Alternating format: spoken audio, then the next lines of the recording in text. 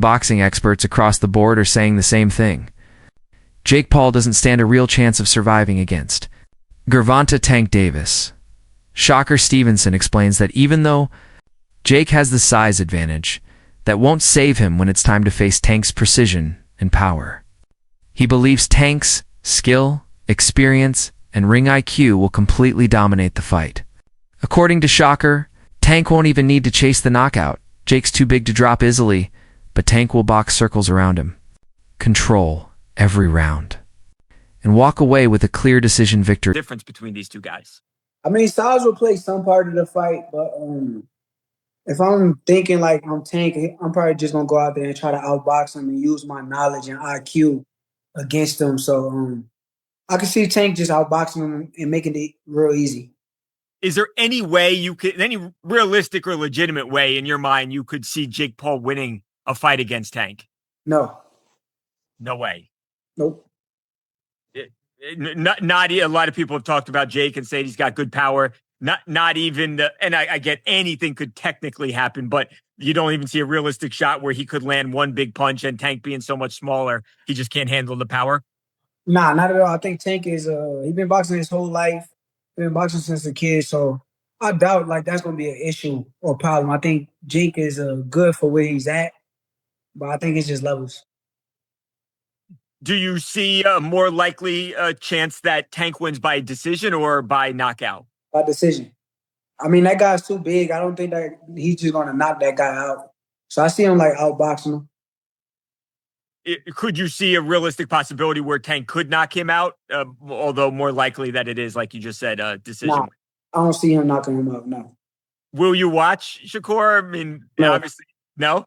Hell no. Nah, that ain't really like...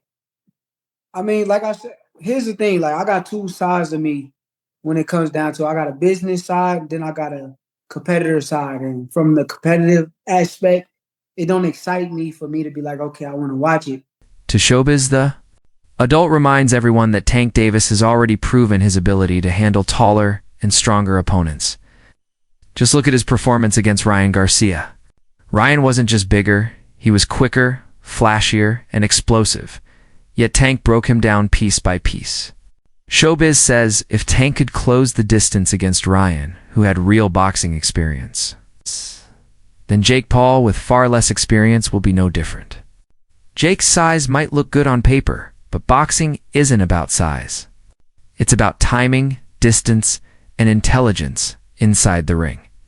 And in those areas, Tank is a master. Showbiz believes once Jake steps in there, Tank's ability to read movement and set traps will expose him faster than anyone expects. Emotionally, see if he's rattled. See, when it's all said and done, the whole talking shit goes out the window. Jake's scared. And let me tell you this too. I looked at I'm sizing them up. I'm looking at Tank and Jake, and I'm looking at him. Tank can reach him too. He reached Ryan Garcia. He reached Mario Barrios. I was like, he ain't gonna be able to reach him. He's gonna reach him. I saw Tank's gonna reach him. He knows he's gonna reach him. Listen, I want to say this too. Funny as hell. Before I say all this, Alicia Baumgartner, shout out to you, girl. I couldn't believe out of all the women to be the first one to do 3 minute, 12 rounds is Alicia Baumgartner. Not really known for having great endurance, great stamina, and she's doing this shit. Shout out to Alicia Baumgartner. Because, what's her name? Layla? I don't really know her like that. But she looks like she ain't rattled by Alicia. So that's a perfect dance partner for that. Trying to drag Alicia Baumgartner into lake water, see what's going on with that. Shout out to Alicia Baumgartner. But let's get back to Tank. First of all, Tank knows what he's doing. Tank Davis, he said, what he was just making all these implications that it's going to be scripted. When he said, you're paying me, and then he was like, yo, you're going to have to give me extra. And then he said that this is scripted. At the end of the day, I gave this little guy an opportunity. He should be thanking me. I'm paying him. I'm his boss. He reports to me, and I'm going to fucking send him on November 14th. So fuck you, little man. You pay me? Are you paying me? Yeah. 100%? 100%. Facts? Correct. Yes? Correct? Correct. I'm your daddy. 40. Algieri praises Gervonta Davis not just for his skill, but for his ability to bring electricity back into boxing. Every time Tank fights, the entire arena shakes with energy. Fans, celebrities, and casual viewers all lock in. Algieri says that Tank represents the new generation of fighters who don't just win, they entertain. They attract, they make boxing feel alive again. He also acknowledges Jake Paul's contribution, saying that even if Jake isn't as technically gifted, he's helped introduce a whole new crowd to the sport.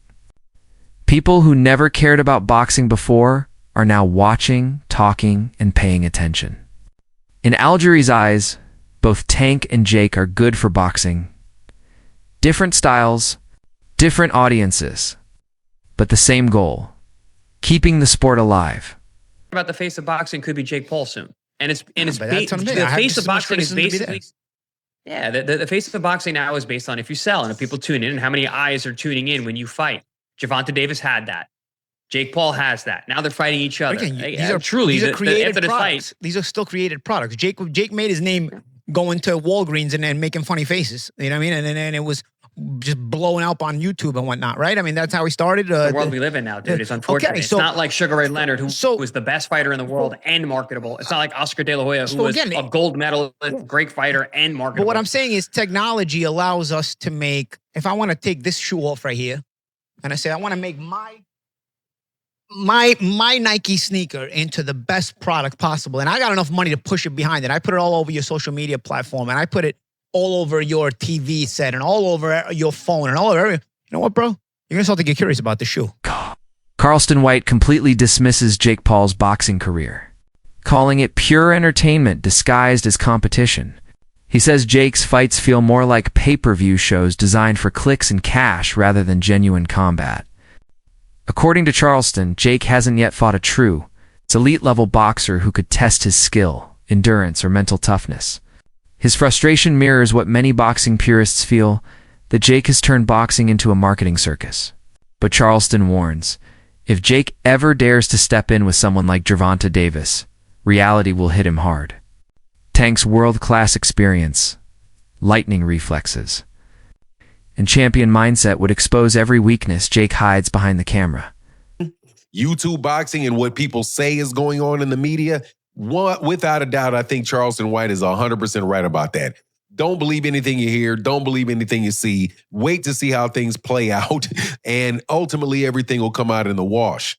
Well, going into this fight with Gervonta Davis, I had my concerns about the fight because of he's the same type of reasoning that Charleston White used, except for mine is slightly different.